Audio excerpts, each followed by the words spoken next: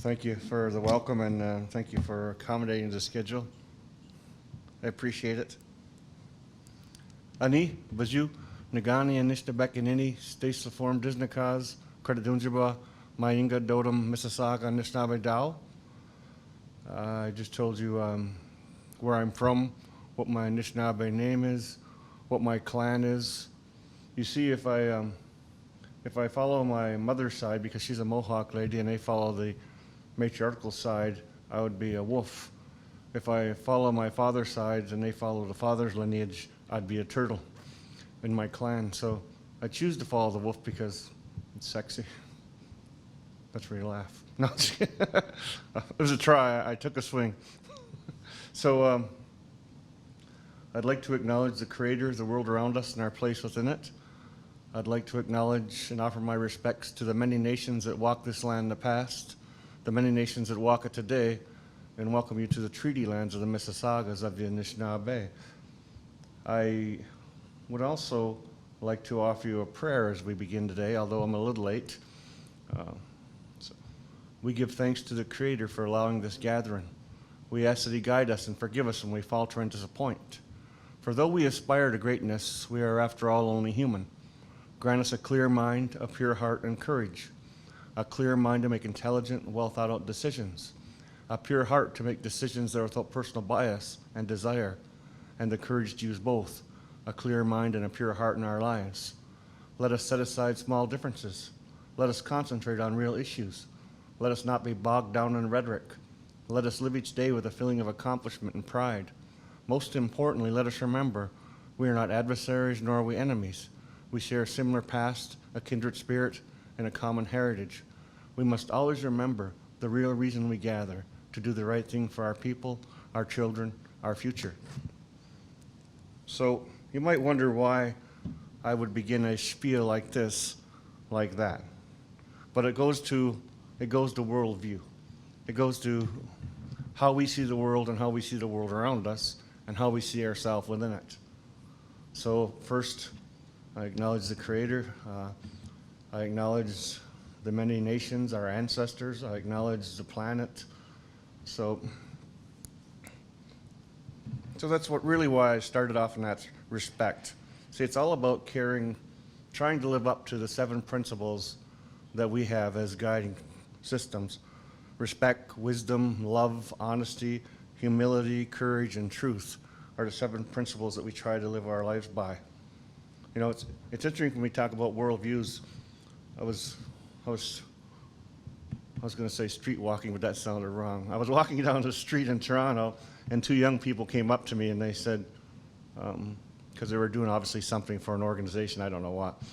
They said, if you name 2 things you couldn't live without. I'm like, wow, you could think of hundreds of answers, right? So I thought for a second. I said, okay, the first thing is the land, the water, and the environment. I said, I'm saying that's one because I'm tying it together because it's all interconnected.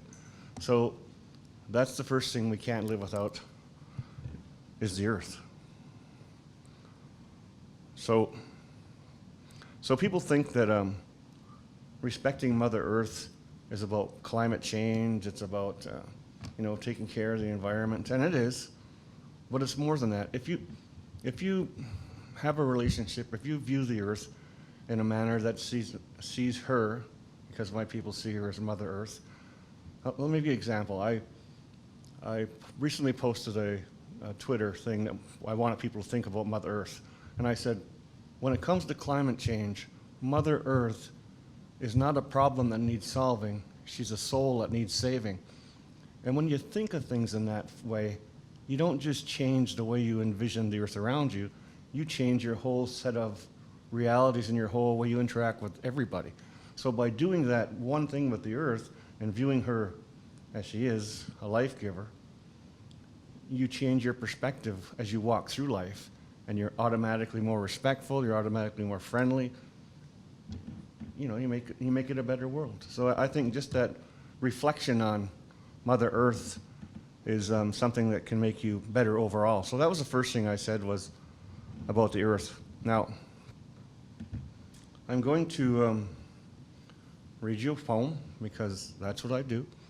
It's a poem from the perspective of Mother Earth herself and what's going to happen to us if we don't do a better job. It's simply titled Mother. Why do you hurt me when I have nothing but love for you? I have seen you crawling from the dark into the light. I have watched you learn to walk and then to fly. I have seen you squabble and fight. I have cheered for you and I have feared for you. I give freely of what is mine to give, yet you take more than I am able. You hurt me. More and more you ignore my pain and my cries. I am ancient, but I am not immortal. I have a time. Why do you seek to rob me of it? Through the years I have been here for you and yours, for your grandmothers and their grandmothers and their grandmothers.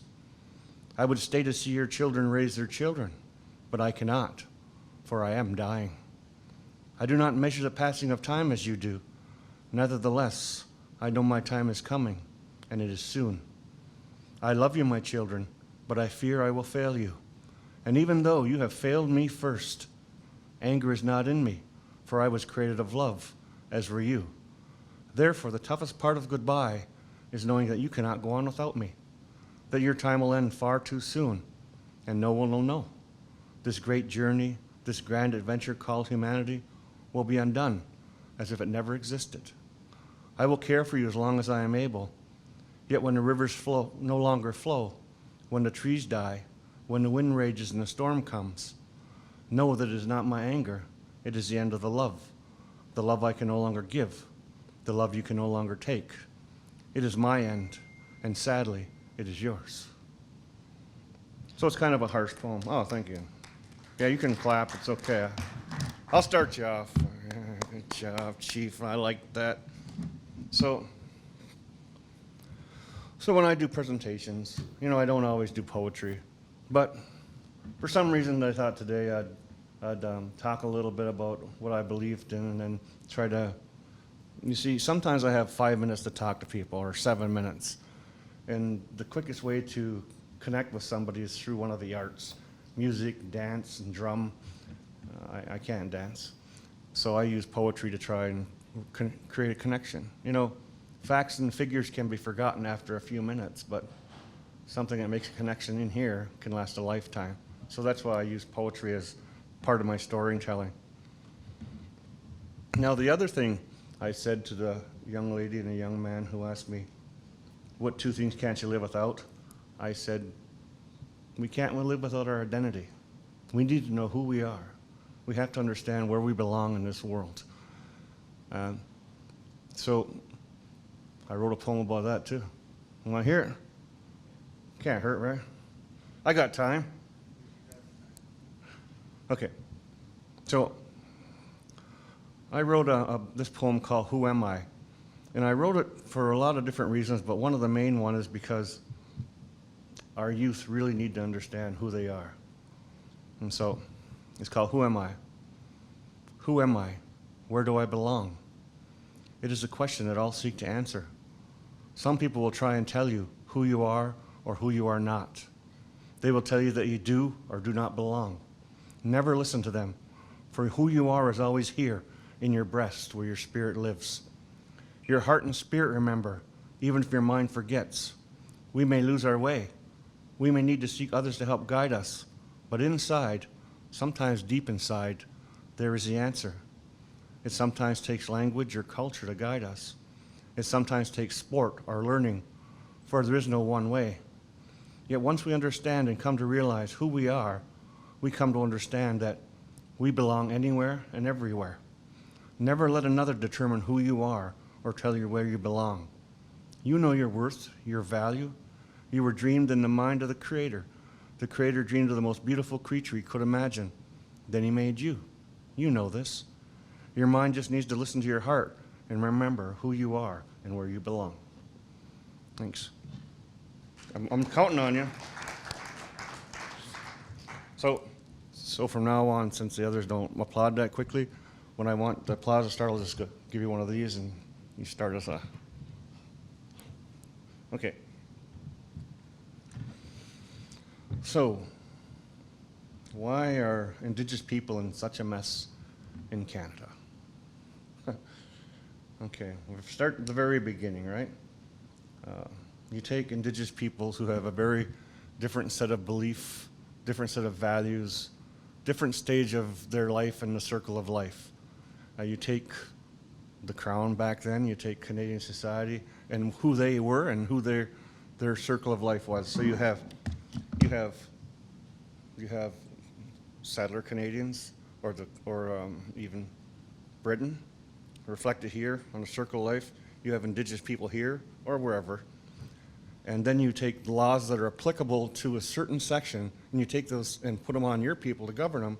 Then you take that very same set of principles, move them over here onto another people who have no sense of what you're talking about and what your value systems are. It's a recipe for disaster. I mean, it's expected. It's expected to fail. It would never work.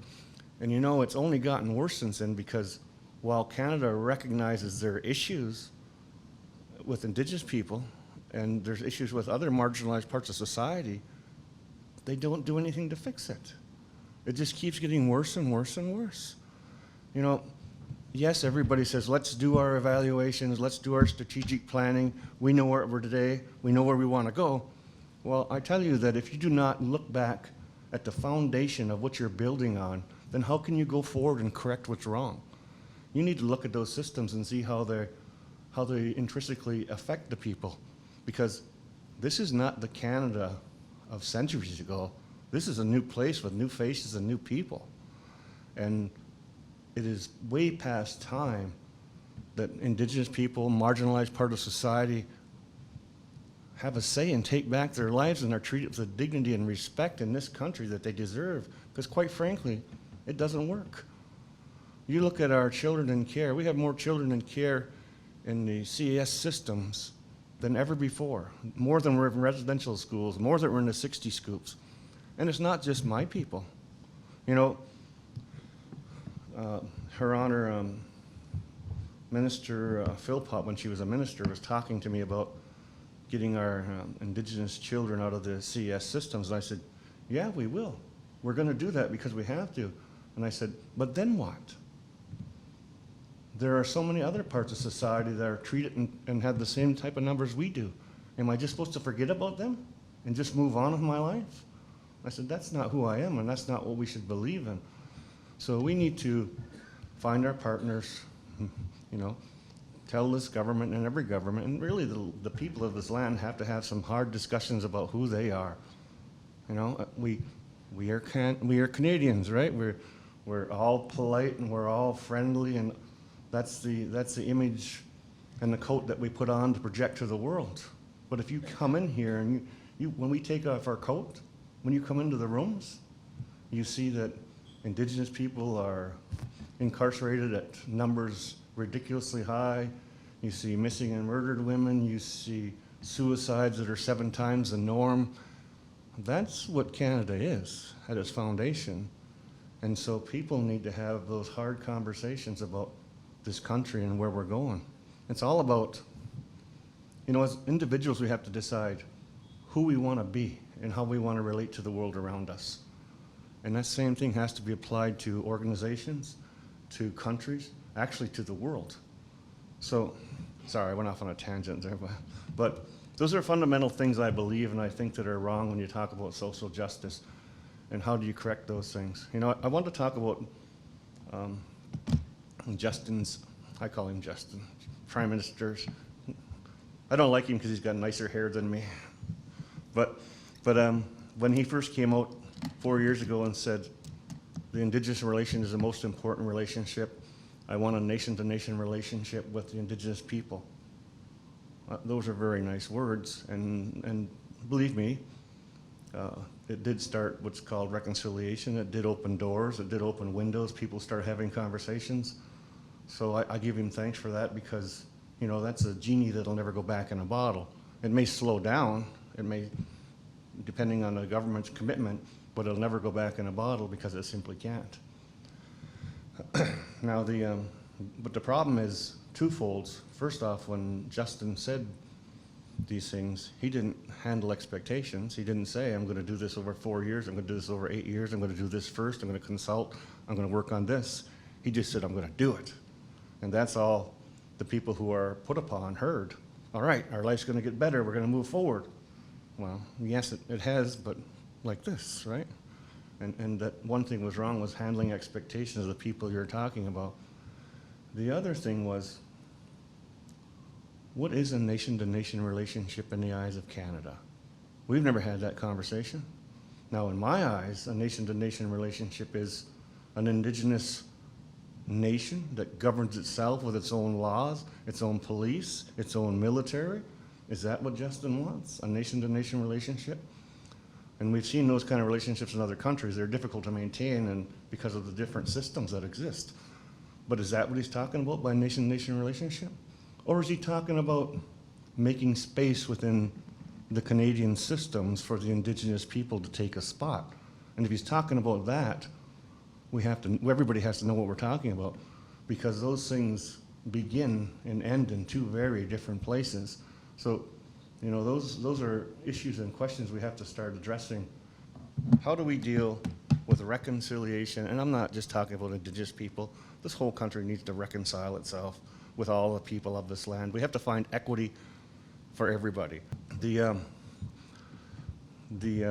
issue that I want to talk about was, how do you find reconciliation when the world is focused on climate change, which is one of the greatest problems we have ever faced, when the voice across the world is one of divisiveness and hate, and we're trying to have reconciliation in our little corner of the world in Canada? Well, you know, what happens to the outside world eventually happens to us. And we have to start thinking about the fact that, you know, where do we fit into this picture?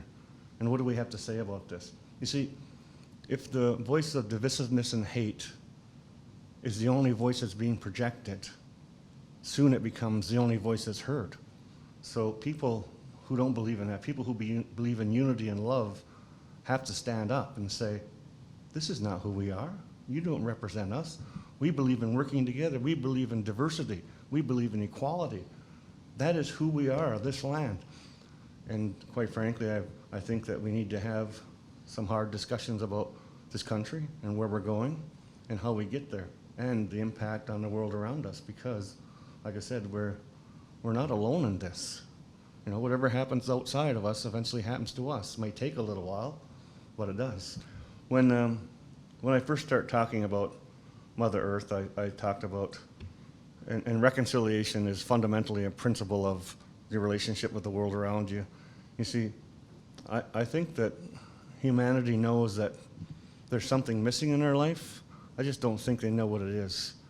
And I think it is that connection they have one time with the earth, and the fact that that's a life-changing and altering way of being, is to have a simple belief system in the world around you and respect, and that carries over into everything else in your life. So one of the things I believe in is that, you know, and I hate to be redundant because I know you just said this, but is that we are all connected and we're all one, but we're so far apart from each other. You know, we have to take the necessary steps to move back together. Some of that may look like we're stepping further away, because I believe that my people, for instance, see themselves as this community and that community when we actually existed as nations. So we have to come together and do the work to get together as nations, as do many other people of the land, and then come together as a whole, because that's who we are. So I'm going to end this with a poem that I think somebody might have heard last year, or last few months ago. And it's called Uncommon Ground. No one thing can define us, for we are complex creatures dreamed in the mind of the Creator. We laugh when we should cry. We cry when we should laugh. We joke when in pain. We smile because tears could consume us. We love unconditionally and totally. We understand that family should come first, yet family is not defined solely by blood. We are quick to anger, yet no one forgives faster. We are loyal and we are strong. When we commit, we are unwavering. We have survived much, but do not mistake adaptation for resignation. You will always see us, for we will always be here, standing for what we believe in, standing beside each other, doing what is right for our children, our future. We remember our obligation to our mother, the earth, and we remember our place upon her. We are a proud people, an honorable people. We do not always do right, for we are human and prone to the follies of humanity. Yet we strive to be better, to make each other better, to make the world a better place for the children. I know the Creator smiles upon us, no matter where we are or what we do, for the love of a child is unconditional. No matter where life takes you, walk proud. So the reason I read you that poem, see, I originally wrote it trying to empower the Indigenous people, and then I read it again, and I read it in public, and I go, you know, everybody sees something of himself in that poem, and that teaches us that no matter how far apart we may seem, we're never so far apart that we can't find common ground. And I think that's a darn good place for a beginning. Chimagwits, and thank you.